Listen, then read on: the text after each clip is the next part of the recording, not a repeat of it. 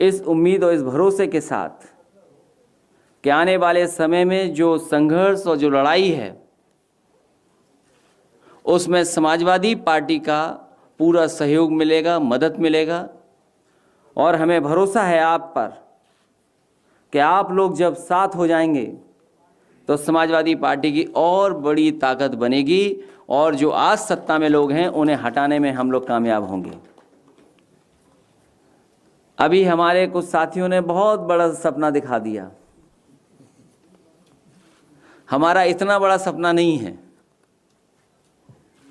हमारी इच्छा यही है हम समाजवादियों की कि जो अधूरा विकास, जो अधूरी विकास की योजनाएं छोड़ दी थी, जिस रास्ते पे उत्तर प्रदेश को ले जाने का काम समाजवादियों ने किया था, जनता में जाकर के हम समाजवादी नीतियों को, कार्यक्रमों को और अपने सिद्धांतों को पहुंचाएंगे।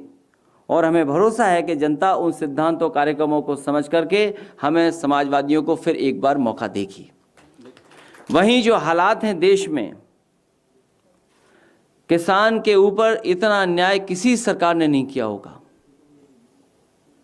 किसान पर ऐसी लाठी, इस तरह का व्यवहार, इस तरीके से आतंकी हमला किसी सरकार के माध्यम से नहीं हुआ होगा जितना भारतीय जनता पार्टी की सरकार में हो रहा है। ये वही भारतीय जनता पार्टी के लोग हैं जिन्होंने किसानों को कभी भरोसा दिलाया था कि अगर सत्ता में आ जाएंगे तो कर्ज ही माफ नहीं करेंगे, बल्कि जो भी खेत में पैदा होगा उस पैदावार की कीमत बढ़ करके देंगे और ऐसा समय लाएंगे जिसमें हम आपकी आय दोगुनी कर देंगे। इधर जब से भारतीय जनता पार्टी की सरकार आई है, किसी न किसी तरीके से सबसे ज्यादा किसान और गरीब को बर्बाद किया है। कौन नहीं जानता आज उत्तर प्रदेश में कि लूट हो गई धान की। इतनी बड़ी लूट धान की कभी नहीं हुई होगी जितनी भारतीय जनता पार्टी की सरकार में हुई है। किसान अपना धान नहीं दे पाया। जिन केंद्रों को धान खरीदना था वो खरीदे नहीं, और जिन किसानों को कीमत भी मिली तो बताओ उन्हें क्या कीमत मिली होगी? 1100 रुपए। और सरकारी जो कीमत थी, जो तय थी, वो क्या कितने किसानों को मिल पाई? हम बधाई देना चाहते हैं उन किसानों को, पंजाब, हरियाणा और उत्तर प्रदेश के और देश के जिस कोने से भी किसान आए हैं, कम से कम ऐसे काले कानून के खिलाफ उन्होंने अपने जीवन की परवाह नहीं की। वो दिल्ली में जाकर के मांग रहे हैं। हम समाजवादी पार्टी के लोग भी उन किसानों की मांगों का पूरा समर्थन कर रहे हैं। जो कानून लाए गए हैं उन कानूनों से किसान की मदद नहीं होगी। हमारे देश के किसान की मदद तभी होगी जब सरकार आगे आए। सरकार मदद करेगी तो मदद किसानों की होगी। अगर किसान को बाजार में छोड़ दोगे, आप बाजार में के हाल पे छोड़ दोगे, तो हमारे किसान की कभी भलाई नहीं हो सकती। और जिस तरह के फैसले सरकार ले रही हैं उससे न केवल किसान बल्कि हमारा नौजवान और बड़े पैमाने से व्यापार बर्बाद हुआ है। हमें उम्मीद है कि जितने साथी आज हमारे साथ जुटे हैं, साथ आ रहे हैं, इन साथियों को जोड़ करके और बड़े पैमाने पर साथियों को जोड़ करके समाजवादी पार्टी इन ताकतों को उत्तर प्रदेश से सफाया करने का काम करेगी।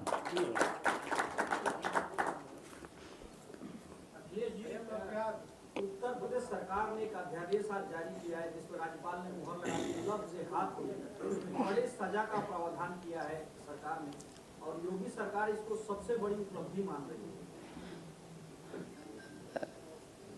भारतीय जनता पार्टी की सरकार, भारतीय जनता पार्टी के लोग, उनसे अच्छा झूठ, उनसे बड़ा झूठ कोई बोल नहीं सकता। आज एक अखबार में, मैंने बहुत ही प्रतिष्ठित अखबार में, और तमाम जो आज प्रतिष्ठित अखबार हैं उनमें खबर मैंने पढ़ी कि भारतीय जनता पार्टी की सरकार ने ऐसा फैसला लिया है कि 2022 तक, अगले वर्ष तक, अगले से अगले वर्ष जब आएगा तो उत्तर प्रदेश में 10,000 मेगावाट की बिजली का उत्पादन हो जाएगा, वो भी सोलर एनर्जी का। जो कानून हमसे आप पूछ रहे हो कानून के बारे में, कभी आप मुख्यमंत्री जी से पूछिए कि क्या वो सोलर पैनल के बारे में कुछ जानते हैं। 10,000 मेगावाट बढ़ा देंगे, भूल जाइए 10,000 मेगावाट। इस देश के राष्ट्रपति रहे 2 बार, और उस समय की समाजवादी सरकार ने कन्नौज में एक बहुत छोटा सा प्लांट लगाया था, जिससे वहां के गांव को 24 घंटे बिजली फ्री मिलती थी, जिसमें उनका ट्यूबवेल चलता था, चक्की चलती थी, या उनकी जितनी भी ज़रूरत की चीज़ों की आवश्यकता थी बिजली की, उसकी पूरी पूर्ति वो प्लांट करता था। वो कुछ मामूली वॉट का होगा। आप उस गांव की फ्री बिजली को काट दिया आपने। आपकी जिम्मेदारी ये होती कि जो समाजवादी पार्टी की सरकार ने वो व्यवस्था लागू की है, अगर वो अच्छी व्यवस्था है तो पूरे उत्तर प्रदेश में क्यों नहीं फ्री बिजली दे पा रहे हो। अगर वो व्यवस्था लागू करते तो आज शायद हमारा किसान खुशहाल होता। और मैंने कई प्रेस कॉन्फ्रेंस में यहीं पर आपसे भी कहा है, भारतीय जनता पार्टी ये कहती है कि हमारे एक मिस्ड कॉल व्यवस्था थी, और मिस्ड कॉल व्यवस्था से उन्होंने दुनिया की सबसे बड़ी पार्टी बना ली। मिस्ड कॉल करिए, भारतीय जनता पार्टी का सदस्य बन जाइए, दुनिया की सबसे बड़ी पार्टी बना ली। हम उन्हीं भारतीय जनता पार्टी के लोगों से जानना चाहते हैं, वो नंबर हमें बता दो, वो स्थान हमें बता दो जहां पर किसान को धान अपने पहुंचा दे और उसको कीमत मिल जाए। और जो कानून बनाने की बात है, कम से कम ऐसा कानून बना दो कि हमारे किसानों को आय 2 गुनी मिलने लगे, गन्ने का भुगतान हो जाए, धान की कीमत बढ़ जाए। और वो कानून भी बना दो जिससे नौजवानों के हाथ में नौकरी नहीं तो रोजगारी आ जाए। जो उत्तर प्रदेश के मंत्री हैं बिजली विभाग के, श्रीकांत शर्मा, जो लगातार साइकिल चला रहे हैं, आज वो नोएडा में भी साइकिल से निरीक्षण कर रहे हैं कि बिजली मिल रही कि नहीं मिल रही। काम तो हमारी साइकिल ही आ रही है। देखिए, केवल साइकिल यहाँ नहीं, मुझे तो ये भी जानकारी है और आपको भी जानकारी है, हमारे प्रधानमंत्री जब दुनिया के दूसरे हिस्से में गए थे, वहाँ के प्रधानमंत्री ने एक साइकिल दी थी प्रधानमंत्री जी को। और मुझे लगता है ये जो मंत्री हैं चल रहे हैं साइकिल पे, और लोग भी चलते हैं, कई लोग चलते हैं, क्योंकि साइकिल गरीब की है, साइकिल किसान की है, साइकिल नौजवान की है, साइकिल उनकी भी है जो 2 लाख हमारे जवान भारत में उत्तर प्रदेश के ही सेवा कर रहे हैं सीमा पर। और समाजवादी पार्टी की साइकिल है, इससे अच्छा चुनाव चिन्ह हो ही नहीं सकता कोई। तो वो आने वाले समय के बारे में बता रहे हैं कि क्या आने वाला समय है। वो साइकिल नहीं चला रहे हैं, वो आने वाला समय किनका आ रहा है वो बता रहे हैं। सरकार अपनी पीठ थपथपा रही है, कह रही है कि हम ईज ऑफ डूइंग बिजनेस में बहुत तेज हो गए। उत्तर प्रदेश में लगातार औद्योगिक विकास बड़े स्तर पर हो रहा है, किसान परेशान हो रहे हैं, लेकिन अपनी पीठ औद्योगिक विकास के नाम पर थपथपा रही है, आंकड़े जारी कर रही है। भारत की अर्थव्यवस्था और उत्तर प्रदेश की अर्थव्यवस्था तब तक नहीं बेहतर हो सकती जब तक किसानों का हम भुगतान न करा दें। किसानों की आय जब तक नहीं बढ़ेगी, आप कोई सपना पूरा नहीं कर सकते। अगर ईज ऑफ डूइंग बिजनेस अच्छा हुआ है तो ये भी बता दो कि दुनिया में भारत भ्रष्टाचार में कहां पहुंच गया है, और फिर उत्तर प्रदेश का भी नंबर कहीं ना कहीं होगा। जब कस्टोडियल डेथ में सबसे ज़्यादा ऊपर नंबर है हमारा, फेक इनकाउंटर्स में हमारा नंबर 1 है, और जिस तरीके से अन्याय हो रहा है लोगों के साथ, पॉलिटिकल लीडर्स के साथ, एक नहीं बड़ी संख्या में मैं कह सकता हूं, झूठे मुकदमे लगा करके। अब कल एक मिठाई वाला एक किसी के परिवार में कोई खुशी थी तो मिठाई लेकर के आया, तो मोतीचूर के लड्डू लेके आया। मैंने पूछा किस कीमत का है ये, तो 600 रुपये बताया उसने। मैंने कहा अगर यही किसी और दूसरी दुकान में लें तो हो सकता है 700 रुपये का हो सकता है 500 रुपये का हो। एक शहर में कई दुकानें ऐसी मिल सकती हैं जहां पर एक ही तरह का लड्डू न जाने कितनी कीमत का हो।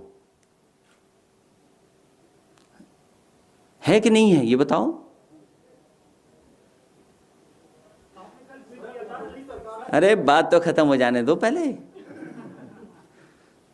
तुम भी पहले से मन बना के आए हो क्या? तो आप जांच करो, किसी की भी कुछ भी कर सकते हैं आप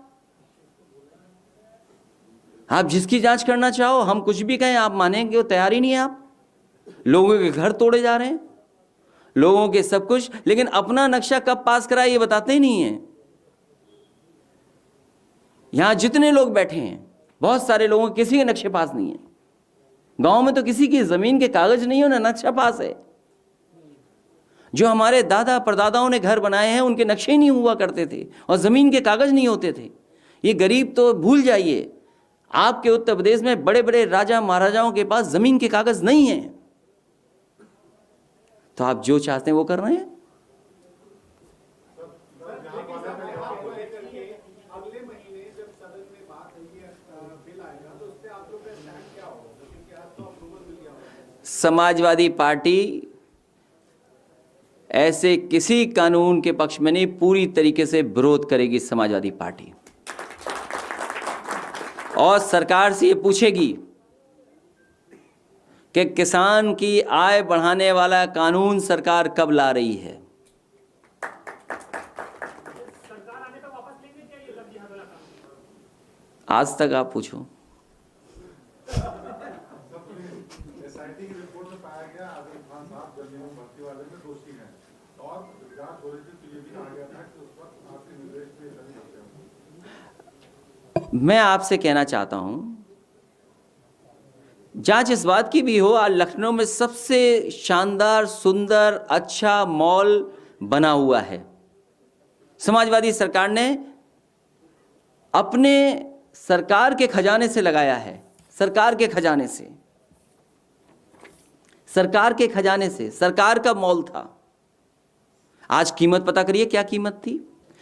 आप बताइए, डिप्टी सीएम ने पत्र लिख करके कहा कि मुख्यमंत्री ने गलत किया या सरकार से गलत फैसला हुआ है, इसकी जांच होनी चाहिए। क्या जांच हुई उसकी? आपके अधिकारी हैं, आप जो कह दोगे वो मानेंगे। ये कौन सी नई बात है सरकार में? सब अधिकारी आपके हैं। आप कभी सोचिए कि ये वो सरकार है जिसके एक अधिकारी दूसरे अधिकारी पे भ्रष्टाचार का आरोप लगा रहे हों। नहीं लगाए क्या आरोप? ये सरकार वो है, किसी को भी फंसा सकती, किसी को भी जेल भेज सकती है। और आप क्यों पूछते हो? आपके कई साथी जेल चले गए जिन्होंने कहा कि दाल में पानी है, दाल नहीं है। जेल गए कि नहीं गए बताओ? आप, हमें पता है कि आप हिम्मत जुटा के सच दिखाते हो, बताते हैं, लेकिन सरकार कैसी है आप जानते हो। और किसी की भी जांच कर लो आप।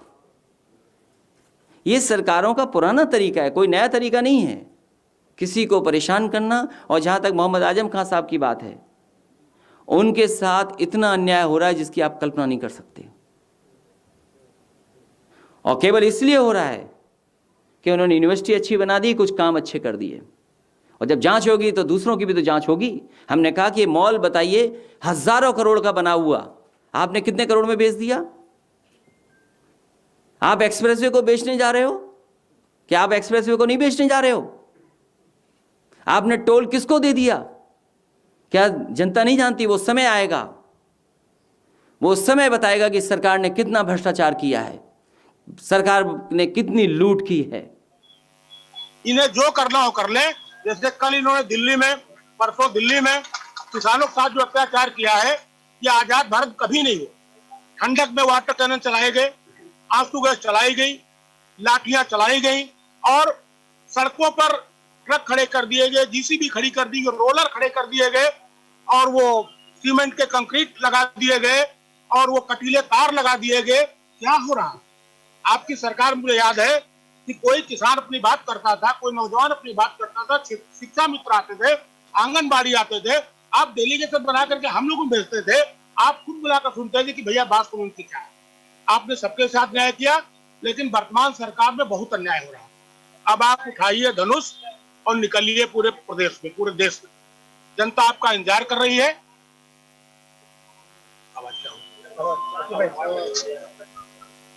धनुष और चक्र और गधा तीनों चीजें। बहुत बहुत बधाई। हम आपसे अनुरोध करेंगे कि महमूदाबाद किसानों को आप संबोधित करें। और भैया यहाँ जो हमारा मांग पत्र है उसमें तीनों काले कानून वापस लिए जाएं, कृषि संबंधी श्रमिक संशोधन कानून वापस लिया जाए, तहसील महमूदाबाद में तुरंत धान की चढ़ाई शुरू की जाए, जिन किसानों को टोकन नहीं देंगे उनको टोकन तुरंत दिए जाए, किसानों पर झूठे मुकदमे जो लिखे गए वापस लिए जाए, डीएपी एनपी के खाद के दाम बढ़ाए वापस लिए जाए, किसानों के लिए बिजली खाद डीजल के दाम कम किए जाए, कृषि यंत्रों से जीएसटी हटाई जाए, आवारा जानवरों से हो रहे फसलों के नुकसान को मुआवजा दें, जिन किसानों की ट्राली धान सेंटर पर फंसी खड़ी है उन किसानों की गन्ना की पर्ची आ गई है तो उन पर्चियों को गन्ना की तौल दिनांक किसान के मांग के अनुरूप दी जाए, नहरों को टेल तक पानी पहुंचाया जाए, बंद पड़े राजकीय नल, पराली जलाने के आरोप में प्रदेश के किसानों पर लिखे जा रहे मुकदमे वापस लिए जाए और उनको जुर्माना से बचाया जाए, पराली को नष्ट करने के लिए सरकार मुआवजा दे, अनुदान दे। भैया आपका बहुत बहुत आभार। और भैया जब तक ये टोकन देंगे नहीं मैं यहाँ अमरनाथ बैठ जाऊंगा, मैं बीमार भी हूँ, टाइफाइड हूँ, पड़ा हुआ है, हटूंगा नहीं जब तक ये टोकन नहीं देंगे, ना कोई किसान हटेगा। विधायक नरेंद्र वर्मा जी, मैं आपको बहुत बहुत बधाई देना चाहता हूं कि आपके नेतृत्व में वहां पर बड़ी संख्या में किसान धरने पर बैठे हैं और जितनी भी मांगें आपने रखी हैं ये सभी मांगें किसान हित में हैं। खाद सस्ती हो जाए, डीएपी का पैसा बढ़ा हुआ वापस मिल जाए, डीजल पे बिजली पर सरकार सब्सिडी दे। जहां किसान की आय बढ़ाने की बात थी वहीं अभी धान की कीमत नहीं मिल रही और हमारे किसान का गन्ने की पर्ची नहीं मिल रही। ये तमाम ऐसे महत्वपूर्ण मुद्दे हैं जो सीधे सीधे हमारे किसान भाइयों से जुड़े हैं।